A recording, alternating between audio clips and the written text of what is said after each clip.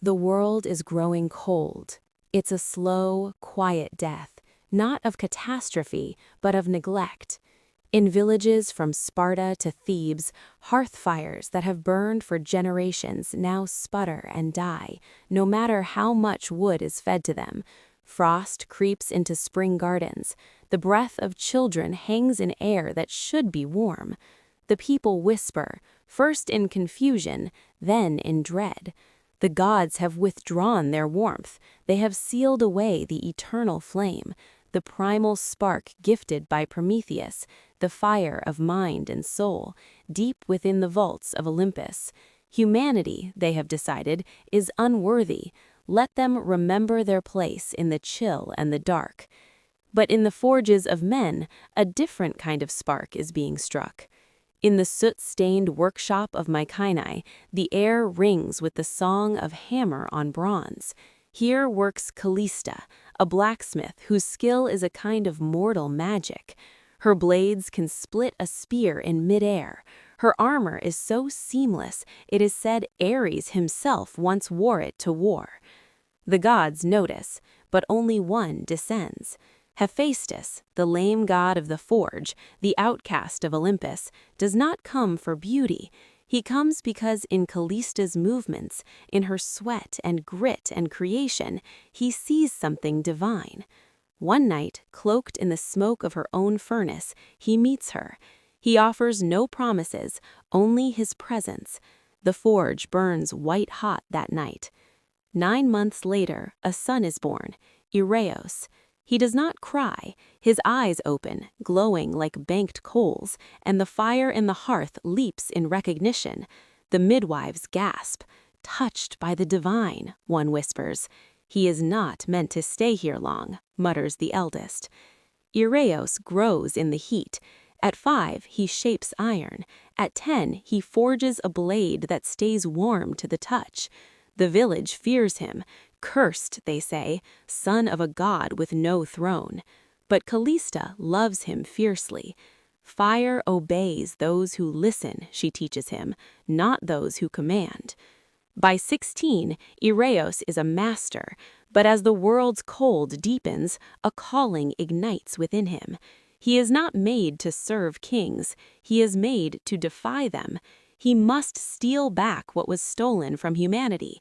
He must take the eternal flame from the heart of Olympus itself. Before any great quest, one seeks guidance. Ereos travels to the dying oracle at Delphi. The temple is a corpse of its former self, stones cracked, altars cold.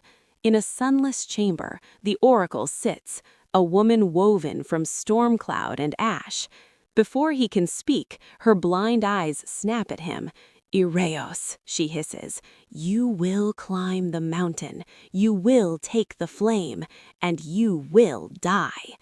It is not a prophecy, it is a verdict. She speaks of jealous gods and the price of defiance, an eternity in chains. Ereos, fists clenched, steps forward. Then let me pay the price. The oracle's laughter is the sound of dry bones tumbling. You already are. His path is set, but to ascend Olympus, one must first descend. Legends say its roots are buried in the underworld, guarded by the oldest fear, Cerberus, the three-headed hound. Ereos does not forge a weapon. Over 3 days and nights, he crafts a collar of obsidian and iron, inlaid with the last ember from his mother's forge. Into it, he carves 3 names for the beast's 3 souls: memory, loyalty, grief. In the caverns beneath the world, he finds the monster sleeping on a bed of forgotten prayers. Ereos does not attack. He kneels, slips the collar on, and hums the lullaby his mother sang him. Cerberus stirs. 3 pairs of eyes regard him. The beast exhales, a hot, sad wind, and the gate to the upward path grinds open. Death has stepped aside. The climb is a war against the divine. The mountain itself resists him, shifting stones, screaming winds, cliffs that bleed his hands. Then silence. Hermes, messenger of the gods, appears not with thunder, but with a thief's smile. He leans casually against a rock, spinning a coin.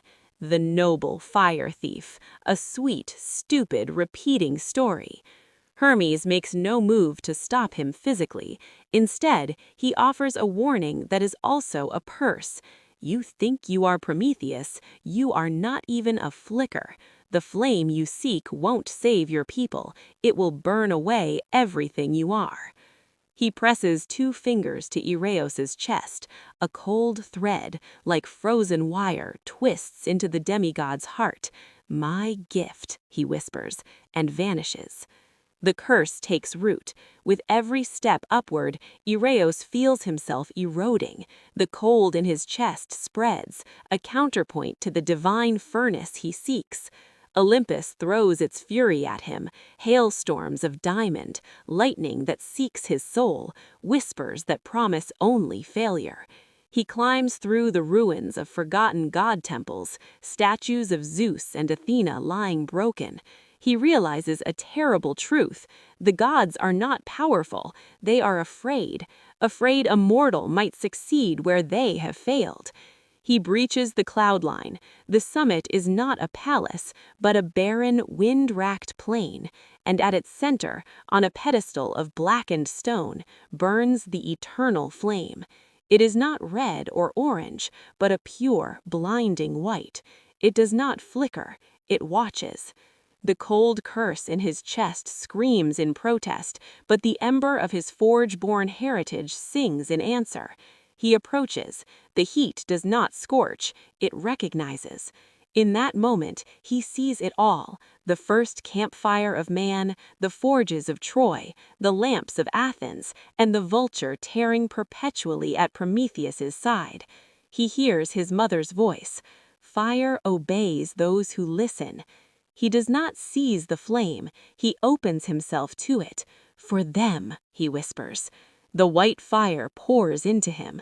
This is Hermes' curse fulfilled. It does burn away everything he is. His mortal form cannot contain it. Bones glow, skin cracks like cooling slag, his hair becomes molten gold. He is not holding the flame, he is becoming it. The brazier goes dark, cold for the first time in eons. The flame has a new vessel. Ereos does not walk down the mountain, he carries it down within him. Where his feet touch, frost melts and grass sprouts. The mountain no longer resists, it bows. He is a walking dawn. He returns to a frozen village. Wordless, he approaches a dead hearth, holds out a hand, and lets a single, gentle tongue of white fire leap from his fingertip. The hearth roars to life, not with ordinary flame, but with the eternal fire. He moves to the next, and the next. A wave of warmth radiates from him, village to village, reigniting the world. But the transformation is absolute. With every spark he gives away, a piece of his form dissolves. He is burning out, scattering himself into the hearths of humanity. He finds his mother's abandoned forge last. A traveler would later swear he saw a young man at the anvil, hammering light. When the vision faded, the forge burned hotter than ever. Ereos walks on until there is nothing left to walk with. His body dissipates into warmth, into light, into the very concept of fire.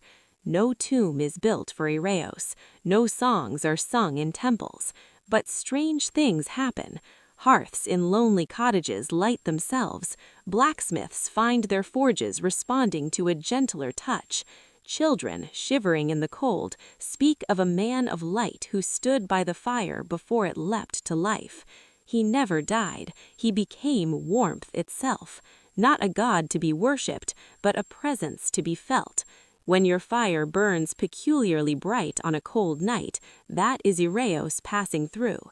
When you hear the steady rhythm in a crackling log, that is his hammer, eternal on the anvil of the world. He is the forgotten son who remembered humanity's worth. He is the spark in the darkness, the warmth in the winter, the quiet defiance in every flame that refuses to die. The gods sealed away the fire, but a boy born of soot and sacrifice taught the world how to glow again.